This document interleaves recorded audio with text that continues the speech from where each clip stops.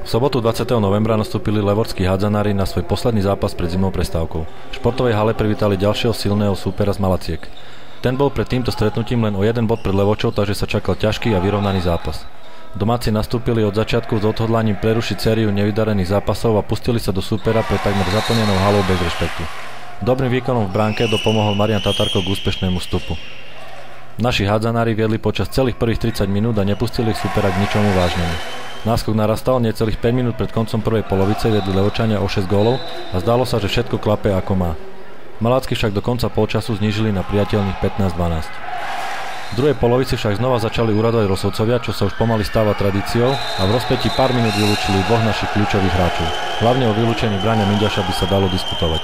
Značne oslabení Levočania postupne strácali s Malackami krok, strátili i náskok a nakoniec to boli oni, čo museli doťahovať. Za stavu 20-21 z pohľadu domácich mali Levočania viaceré príležitosti otočiť zápas. Nestalo sa ani napriek veľkej snahe a bojovnosti a tak po 60 minútach svietil na tabuli stav 24-26. Malacky sú prvým mužstvom v tejto sezóne, ktoré dokázali v Levoči zvíťaziť. Ostáva veriť, že si chlapci oddychnú, počas zimnej prestávky naberú silu a chuť znova víťaziť. Stretneme sa s nimi opäť v roku 2011.